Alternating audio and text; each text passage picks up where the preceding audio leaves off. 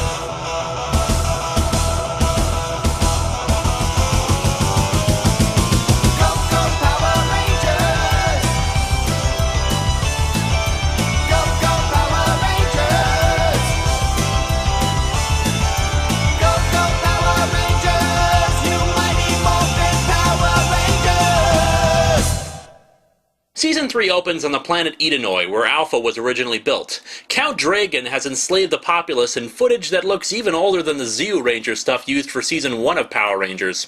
The opening 3 episodes are called A Friend in Need, which serves kind of as a pilot for a Power Rangers-like show called Masked Rider. Like Power Rangers, it used Japanese footage with American actors. It only lasted a year, and all in all, wasn't exactly anything to write home about. The show, when released, pretty much removed any references to Power Rangers, mostly because at the time, Power Rangers' ratings were starting to decline. What gets me is that Saban apparently has a library of background music that they sometimes reuse. The music used in these 3 episodes I'd later hear in the dubbed version of Digimon. Don't get me wrong, I actually really like the music. It's just I keep hearing it and expecting Myotismon to suddenly attack. Speaking of the music, I need to quickly cover 2 things that I failed to cover in the last 2 videos. First, Ron Wasserman. Wasserman was the composer for the series' most memorable tunes, both in fight scenes and the original Go-Go Power Rangers theme. While he didn't compose the music for every season, almost every time he did over the course of the show's run, you'd still be guaranteed something catchy and exciting. Also, a parallel that I didn't really think of until recently. There's kind of a Wizard of Oz thing going in the first season. Rita's voice actress, Barbara Goodson, was originally told to go for a Wicked Witch of the West voice. And who is the enemy of the Wicked Witch? The Wizard, a giant, ghostly head with purportedly incredible powers. And what was Zordon first described as? Yep, a wizard. Anyway, Alpha is depressed because he received a distress call from Edenoi. Zed is also observing this attack and laments the fact that Count Dragon has been successful in pretty much conquering Edenoi, and yet he and Rita continue to have problems with Earth. The two are apparently rivals, which explains why they never mention him after this 3-parter. The Rangers want to know if they can help, save for Kimberly, who is stuck in bed sick. Zordon lets them go to Edenoi, but warns them that the greater distance might mean that their powers may not be at full strength. Not that that will actually make a difference. After a brief misunderstanding with the Masked Rider, the groups get together and reveal their identities to each other. The Masked Rider is Prince Dex, and boy, hearing him speak just makes me realize how much has changed with the Rangers. In the early days, their acting wasn't all that great, but they got better over time. Dex just sounds really silly when he talks, kind of like he's not sure whether to take his dialogue seriously or not. Anyway, they fight some Masked Rider villains and they leave. They go back to Earth and fight a monster, a repaint of another monster they fought in Season 2, and oh my god, new Zord footage! It really took them 3 damn seasons to finally get the suits, and it's such a nice change of pace. Sure, the sparks that explode off aren't what you'd normally see in the Sentai footage, but like I care, it's new! With Dragon heading to Earth in pursuit of the Rangers, Dex is sent to Earth for his spin-off that will never mention the Power Rangers again, despite the fact that we now have 2 colossally evil forces trying to enslave mankind. A Friend in Need isn't a strong start to the season. It is best just skipped over for the 4-parter that actually details the next evolution of the show, Ninja Quest. Rito Revolto, Rita's brother, arrives at the palace with a number of eggs and promises to deal with the Power Rangers. Rito's an idiot through and through, but he's roughly on par with Goldar in terms of power levels, and he leads a bunch of monsters down to confront the Rangers. Meanwhile, Bulk and Skull, having given up on finding out who the Rangers are, Skull in particular seems sick of their constant failure, overhear 2 girls talking about how they love men in uniforms. Seeing an ad for the Junior Police Patrol, they announce to the shock and amazement of the juice bar that they plan to join them, obviously with the intent of picking up women. I'll get more into this when we talk about their development this season. Really, this is just surprising because it's a shock to learn that police even exist in Power Rangers. So Rito fights the Rangers with the monsters, doing serious damage to the Zord's systems. Alpha tries to boost their energy, but the technobabble What's-It does something and overloads, stripping them of their powers. Well, at least we have the Zord suits now, and we can still have original Zord fight. Well, crap. I will say that actually, seeing the Zords falling apart like this, with wires strewn everywhere and just falling to pieces, it's a pretty disturbing image, on par with the original Megazord getting sliced apart back in Season 1. The command center is pretty trash too, and it's clear there's no way to restore their powers. Adam asks where the powers originally came from, and Zordon explains that, according to legend, the power coins were originally forged by an entity named Ninjor, who created them and the Zords to be used as tools in the fight against evil. Alpha says that they also found a map through the Desert of Despair where Ninjor's temple is supposed to be located, along with the power coins. This is really an interesting premise, that Zordon didn't create the power coins, and that they were actually found by him and Alpha. While they know an awful lot about them and how they work, they might not know everything about them. This could be very useful down the road when we reach certain episodes where they use the old powers again, but we'll get to that when they come. The Rangers travel to the Desert of Despair, which looks exactly like the desert outside the command center. I wonder if Zordon was just screwing with the Rangers when he said it may only be a myth and that they knew exactly where the temple was. Zordon just wanted to get back at them for wrecking his stuff. The eggs on the moon hatch, and they're revealed to be Tengo warriors, giant crows that are apparently fierce warriors. Personally, I thought the putties were more intimidating, even if they started to become a bunch of really disturbing interpretive dancers near the end of their tenure. The Rangers wander the desert, losing the map to a fire thanks to the dangers of the area, until they come upon the rocks where Kirk fought the lizard in Star Trek. The Tengas attack, and apparently losing their powers also made them lose their martial arts skills, since they put up a pitiful defense against the birds before finding the entrance to the temple. The Tengas are too big to fit through, and obviously too dumb, since all they'd need to do is turn to their sides to get in, but for plot convenience, that's what you got. The Rangers travel through a tunnel until reaching the temple of Ninjor itself. They find Ninjor inside of a bottle, and it turns out he's voiced by Dudley Do-Right. I am the great Ninjor! No! Ninjor at first refuses to help, but Tommy makes a little speech about how they'll still fight even without their powers. Remember this for a future installment. It helps show why the Mighty Morphin era, cheesy and idiotic as it may be sometimes, is often more beloved. This is, of course, a test, and he grants them ninja powers, since, of course, ninjas wear bright yellow or blue. Well, I suppose they do look cool at the very least. They're also assigned new animal Zords. Where before your power came from the brute strength of the dinosaurs, now it comes from the swift, intelligent cunning of the ninja. Rocky is given the Ape Zord, Aisha the Bear Zord, Billy the Wolf Zord, Kimberly the Crane Zord, Adam the Frog Zord, I'm a frog, and Tommy the Falcon Zord. And of course, they kick ass with their ninja powers and suits, but then they morph into their old costumes. Seriously, what the hell? Give them new helmets at least. Did you blow the budget on the ninja suits and the Zord suits that got destroyed only 4 episodes in? Also surprisingly, they decided to keep Titanus, the Ultra Zord I stupidly forgot to mention in the first season review, around this season and use the Ultra Zord with the Ninja Megazord, despite the fact that Titanus was from footage from a totally different Sentai. How do they accomplish this effect? They put the toys together, even though they don't look like the Zords from the Sentai footage at all. The ninja powers also occasionally granted them extra powers, like super speed, being hidden in the dirt, or swapping out their costumes for a fake. While they weren't often used, it was kind of a precursor to the civilian powers displayed in later series. However, the difference here, and why I'm fine with it in this instead of in those, is that they're still in a different morphed form. After a lengthy amount of filler episodes, the next major story arc begins with, believe it or not, a white cat. Aisha adopts the cat, but we quickly learn that Rita has plans for it. As the Rangers battle Rito, the cat transforms into a woman who watches intently. We also learn that Kimberly has been working hard on her gymnastics, which will pay off as a part of the story arc.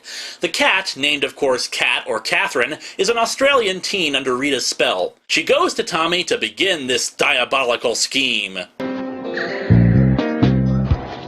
Hi.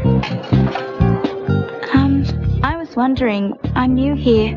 My car's broken down outside and I really don't know what to do. Certainly, mysterious girl who I've never met before, whose eyes glow red, I'll take a look at your car, despite the fact that there's no way you can know that I'm in any way mechanically inclined, or that I could be of more use to your car than a mechanic. After such a clever ruse, the two get trapped in some sort of alternate dimension. While the other Rangers work to free Tommy using one of Billy's devices, Tommy morphs and fights Goldar and Rito. While they're able to free Tommy, Catherine remains under Rita and Zed's control, and the villains start working on long-term plans. This story arc has some really great moments, especially in later episodes. Also, I love the self-referential humor, like this bit. What is it this time, Finster? A monster that blows itself up? The next phase of the story comes in Changing of the Zords, where Finster reveals that he's discovered the location of a group of dormant Shogun Zords. He thinks that by combining the technology of the Ninja Zords along with these dormant Zords, Zed and Rita could have their own set of Zords to be used against the Rangers and Earth. No one points out that Zed really should just work on getting better batteries for Serpentera, since the thing's still more powerful than the Rangers' Zords, but whatever. Also, one wonders where exactly these Zords came from originally. Rita orders Cat to steal one of the Rangers' power coins so they can gain access to the Ninja Zord technology. During an attack by the Tengas, she steals Kimberly's power coin, causing her to start losing her powers and her strength. Cat also starts falling for Tommy, her jealousy of Kim's relationship with him helping fuel her actions. During an attack by Goldar, Cat steals the Falcon Zord and Ninjor is abducted by Zed to be used as the power source for the new Zords. So, needless to say, the Rangers are kinda screwed. While the Rangers are distracted by a monster, Kimberly is lured out of the command center to try to save Cat from some Tengas. However, in her weakened state, she collapses before she can fight them off and is taken back to one of Zed's dimensions. Zed directly contacts the Rangers and demands them to teleport him to the command center to issue his demands for Kimberly in person. With no other choice, they obey, and for the first time, a lead villain accesses the headquarters of the Rangers. It's pretty damn chilling seeing Zed's chair in the chamber. The lights dim, the area shakes, and everyone is visibly worried by him simply being there.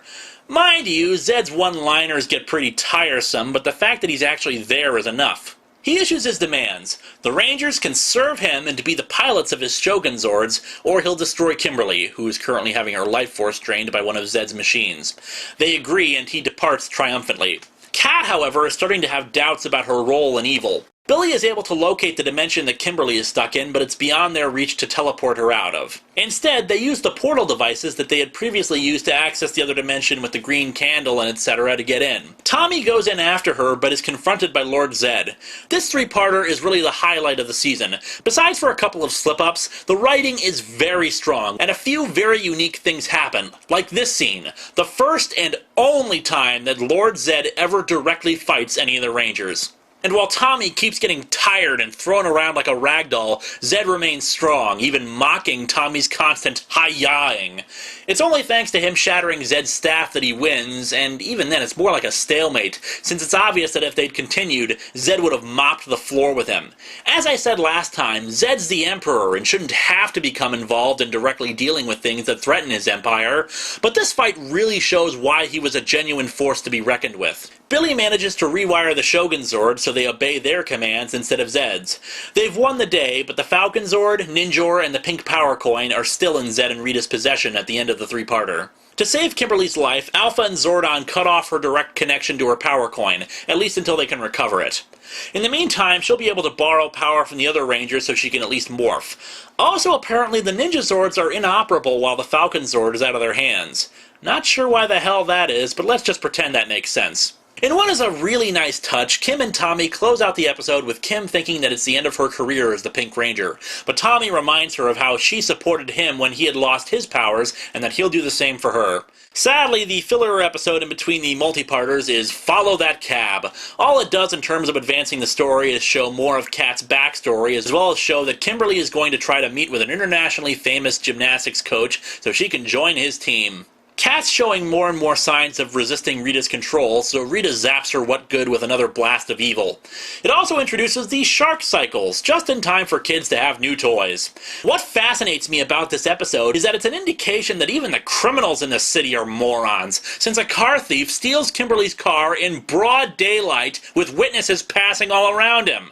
The story arc comes to a close in a different shade of pink. The coach offers to train Kimberly in preparation for the Pan Global Gymnastics whatever thingy.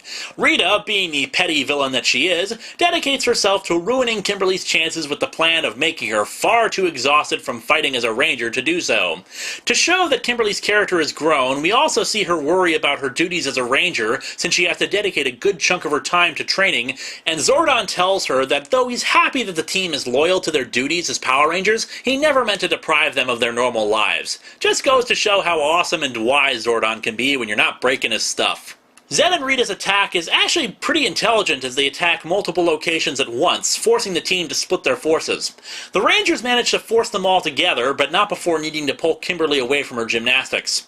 After 2 consecutive fierce battles, Kim returns to the juice bar after hours to practice. As Kat continues to recall her past and how she was taken by Rita, Kimberly starts to lose her balance and gets severely disoriented. The first part ends with Kimberly falling off the balance beam and hitting her head. Kimberly is taken to the hospital with Kat watching over her. She pulls through and Kat admits to Kimberly that she was working for Zed and Rita. The others are forgiving of her for what happened considering Tommy's own history of being turned evil, though one wonders if she admitted that they've been stroking her this whole time when she was their cat. Rita contacts the Rangers and tells them that if they don't surrender Kat, they'll banish Ninjor to some evil, dark place of evil. I don't know, Sea of Sorrows they call it, but really, knowing this show, it's Evil Place of Evil number 37. Showing some forward initiative, the Rangers show up for the exchange, but they place a force field around Kat to protect her. However, the villains, of course, just try to hand them an empty jar. The Tengas attack and the force field is disabled, letting them take Kat. Kat manages to escape her cell and gets the pink power coin. Alpha detects the coin entering the hands of someone good, and they realign the teleportation system to get her back. Kimberly gets accepted into the Pan Global whatever things, but it means that she has to move to Florida. At first, Kimberly is reluctant to go because of her duties as a ranger, but the others convince her that she should follow her dreams. Catherine is granted the pink power coin, yet they don't need a big sword to transfer the powers. Interesting, isn't it? Though what's even more interesting is that at one point, Zordon suggests that Kim could later return to reclaim her place as a Power Ranger. While that never happens, the idea of taking back earlier powers is something that'll be touched upon in later seasons. And so another member of the original 5 leaves, though this time handled with at least giving the actress a send-off instead of shipping them off to a peace conference off-screen. Unlike all the previous Rangers, Kat isn't much of a martial artist and has to rely on the enhanced ninja powers to deal with threats against her. However, she does so fairly well, and while she may not be a karate expert, it was established in a different shade of pink that she's a swimmer, and later that she's a ballet dancer, so she definitely has her own unique traits to bring to the table. Which does bring me to another point that I kind of skimmed over in the last review when Jason, Zach, and Trini left the show. The thing is, when the show started, the 5 were given fairly two-dimensional personalities, but they were at least personalities, and the actors did adjust them over time. For example, Jason was the stoic leader, always determined to do the right thing and to press on in the face of overwhelming odds. Billy was the science geek, Kimberly the valley girl, Trini was environmentally conscious and served to translate Billy's technobabble, and Zach was the fun-loving life of the party. However, when they left, Adam, Rocky, and Aisha didn't really have much in terms of personality. Don't get me wrong, as I said, they were perfectly good actors, but their characters weren't given much to work with. Heck, even I would have a hard time pinning down Tommy's personality, other than how it related to his relationship to the others. Kat sadly has the same problem over time. Her inexperience was touched upon only a little bit in her opening episodes as the Pink Ranger, the rest of the time simply taking her place for the plots of the day like the others. Everyone left on the team is pretty much a blank slate. We're told things about them, but nothing that significant. After a few more filler episodes, the storyline continued with Master Vile and the Metallic Armor. The episode starts off ominously. An earthquake occurs and the sky darkens. When the Rangers teleport to the command center, they find the place and Alpha offline and Zordon is missing. Up in the palace, Master Vile, Rita and Rito's father and ruler of the M51 galaxy, arrives. The command center comes back online, their power temporarily being cut off thanks to Master Vile's arrival. Fortunately, Zordon's been working on an all-new defense mechanism for the Rangers, metallic armor that will further protect them. Wow! An entire new set of armor designed to better withstand attacks! And what will this new armor look like? Will it be some sort of ablative armor that folds out? Will it be boxy or smooth? Will it reflect their new animals? Well, the answer is, it's friggin' glitter! Yeah, thanks, Zordon. Thanks a ton for this new armor. You're still pissed about the team breaking the Zords, aren't you? I'm sorry, but the metallic armor is so half-assed, I can't even believe they bothered. When I think armor, I think the USS Voyager's Batmobile armor. I think the Chobham armor on a Gundam. Hell, I even think that armor Matt LeBlanc was sporting in Lost in Space. I do not think glitter. What makes it worse is that half the time you can't even tell if they've got it on or not because the Rangers' outfit's already pretty brightly colored and reflective of light. Anyway, as for the story itself, Master Vile insults Zed for a bit. Zed counters that they've still got Ninjor and the Falcon Zord. However, Rito trips while carrying Ninjor's jar, causing the jar to fall and shatter. Ninjor manages to escape, but not before hearing Master Vile say that he's searching for something called the Zeo Crystal.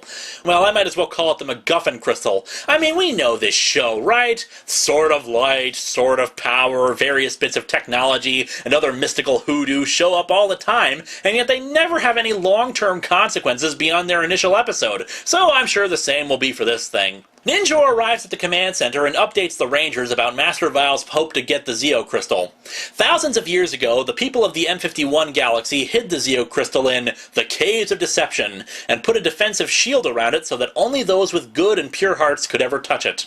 The caves lie directly beneath Rita and Zed's palace. Why? As it turns out, Zed didn't actually build the palace. It was once a fortress for good. And while the palace has been corrupted by evil over the years, the defense shield for the Zeo Crystal remains intact. While Zordon is confident that Zed and Rita can't get to the crystal, because of Master Vile's own power and experience, they fear he could gain access. Made worse is the revelation that the Zeo Crystal gets more powerful over time. So basically, it's a perpetual energy generator. Hot damn, this MacGuffin is awesome! Imagine if the Rangers actually had access to a power source like that! But nah, they'd never do that. Master Vile creates a new monster by, throwing up an egg. Ew. The blue Globber monster, however, is pretty dang powerful, able to absorb other entities. The Globber manages to kidnap Ninjor again and absorb his powers. In order to keep Master Vile from ever getting access to the Zeo Crystal, Tommy and Kat travel to Zed's palace so they can retrieve it. The plan is for Tommy to go into the Caves of Deception and get the Zeo Crystal, while Kat distracts Rita and Zed by claiming that she wants to be evil again.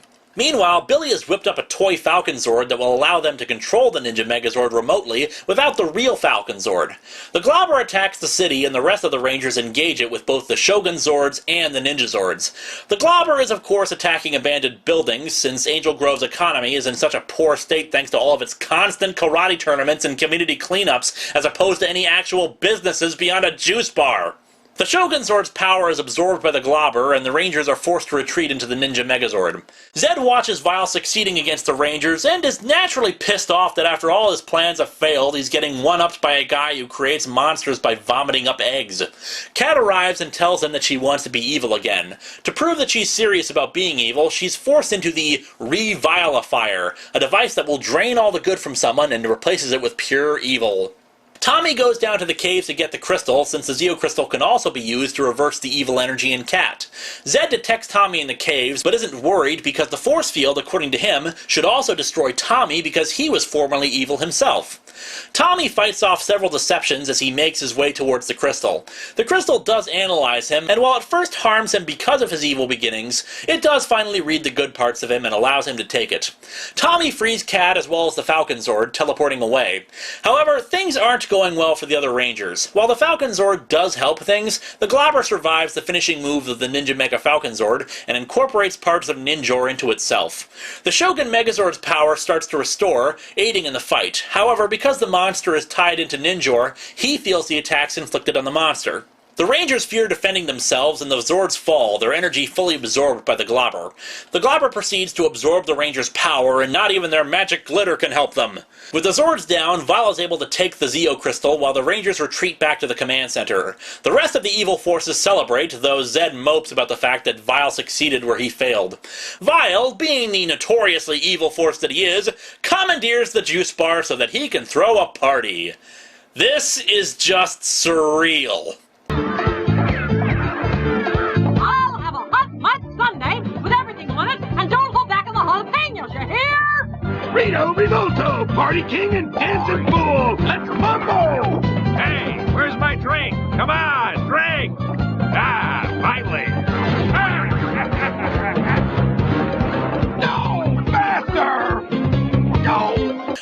Zordon gives them a high-energy surge from the morphing grid to help restore the Rangers' powers, but it'll take them time to fully return. Half the team goes to check out the party, since, hey, evil forces are throwing a party and you might as well enjoy, while the others work on trying to locate where Vile sent the Zords. The Zords were sent to the M51 galaxy, and the Rangers teleport there to try to free them and destroy the Zeo Crystal. Once inside, the Rangers use their power coins to break Vile's link to the crystal and restore power to the Zords, returning them to Earth. The Globber mutates even further using the powers he stole from the Zords, but the Rangers decide they have to risk harming Ninjor by finally destroying it. Ninjor manages to restore his own power and escapes, joining the Rangers to fight both Globber and Master Vile. This battle is just friggin' epic. Multiple Zords and monsters, plus a new configuration for the Zords, as the Falcon Zord joins with the Shogun Megazord to blast Master Vile.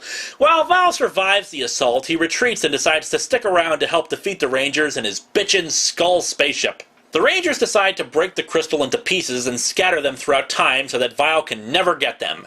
Well, pity that MacGuffin will never show up again.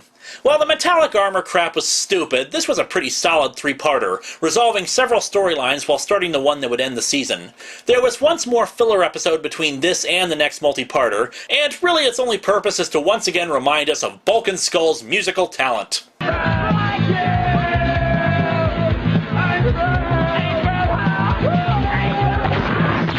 See? They rock so hard they blow up their own equipment. Oh, and also we bring in Titanus one more time, once again giving us toys to destroy the monster.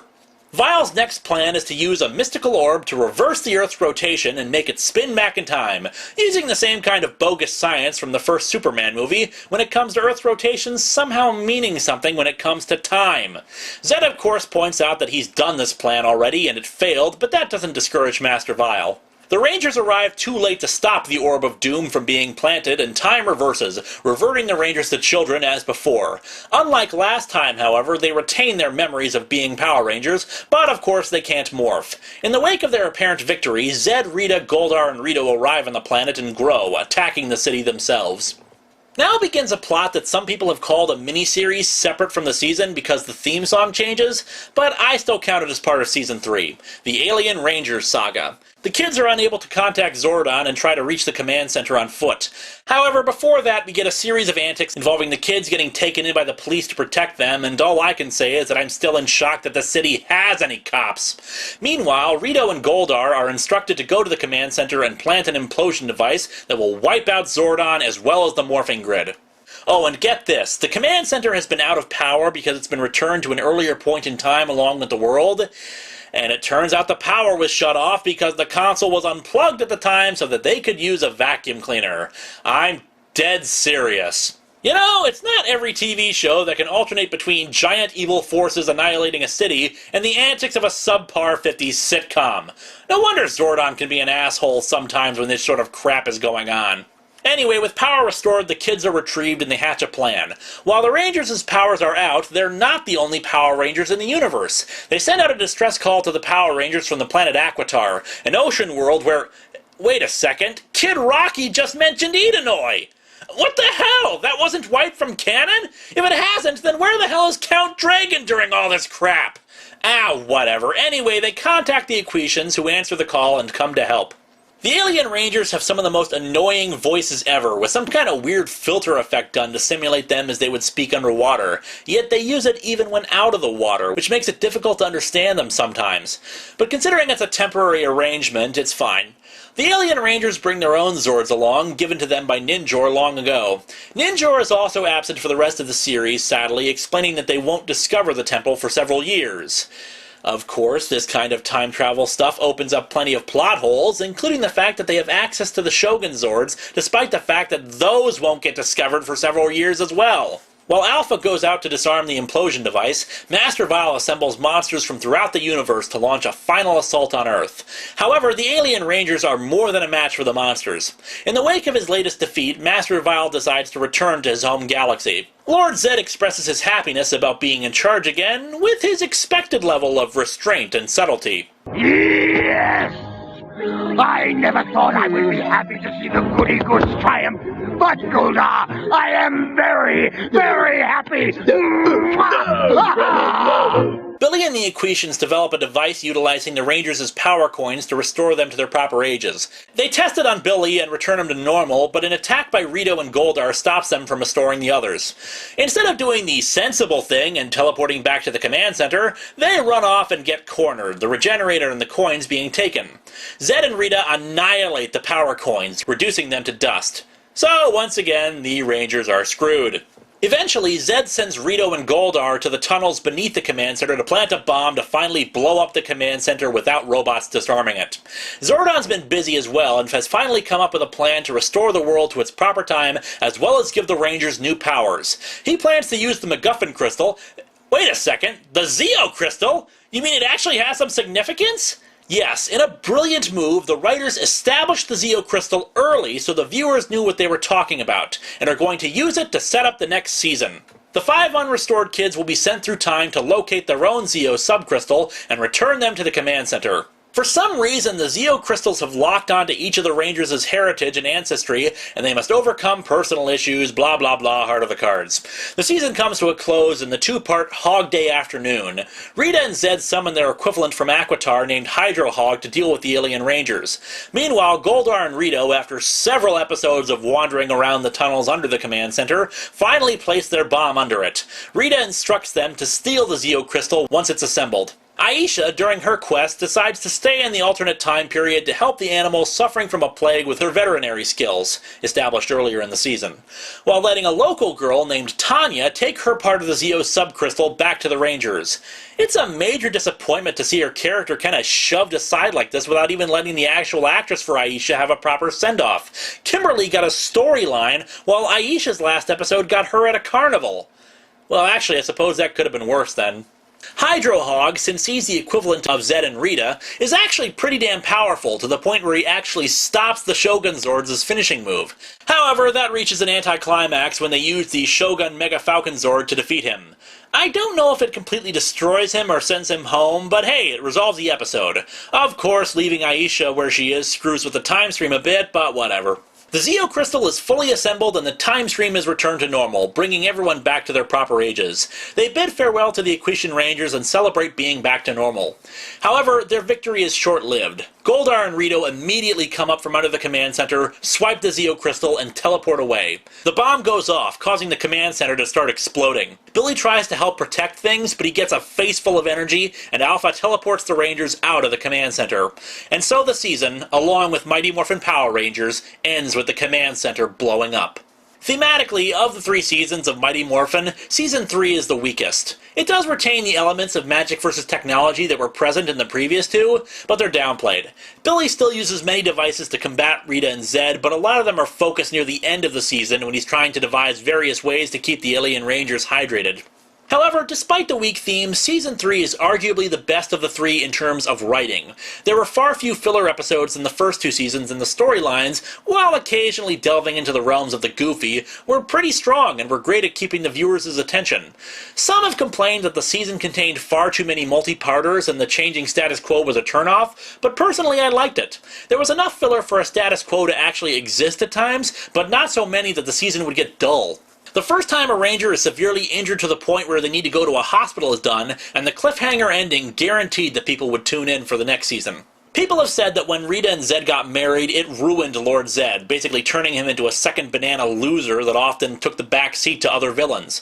However, I have to strongly disagree. The truth is, well, Lord Zed was starting to suck at his job.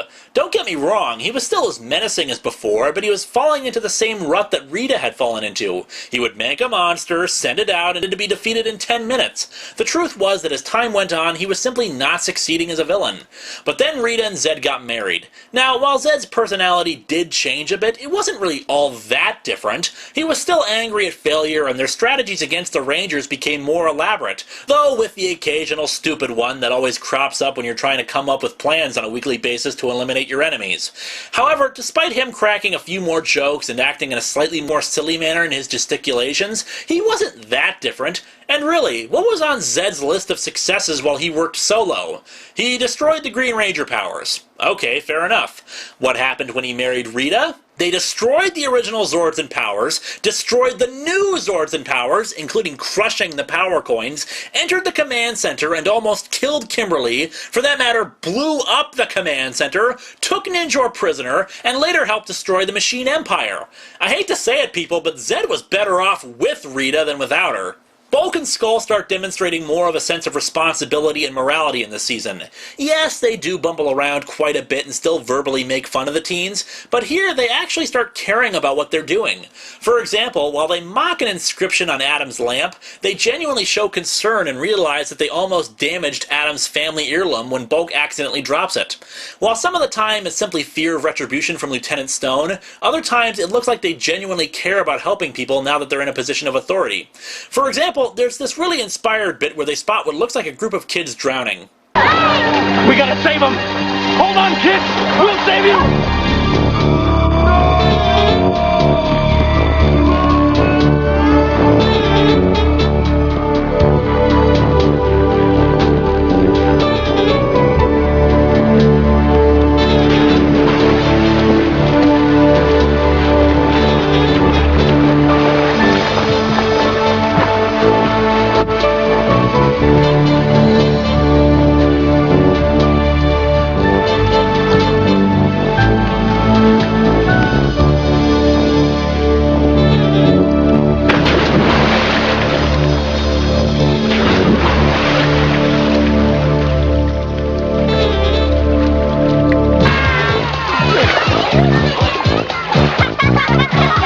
Their relationship to the teens is radically different as well. The teens support them when they decide to join the junior police force and actually admit at several points that they're friends. Sure, they're not hanging out together, but there's no longer antagonism between the two groups. Bulk and Skull can see them as dorks while not being jerks to them any longer. Plus, while they remain ineffective in most cases, we do see a couple of occasions where the two actually kind of triumph, like catching the car thief from Follow That Cab.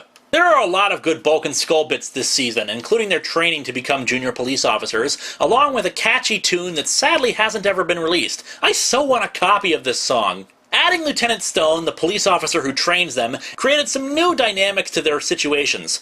Most of the time they fail miserably in his eyes, but you gotta give them credit for trying and wanting to do well. Lieutenant Stone will remain a part of the secondary cast through Turbo, for better or worse, and helps the two along with their character development. But that's something that we can get into next time, when we drop the Mighty Morphin title of the series and go Zeo.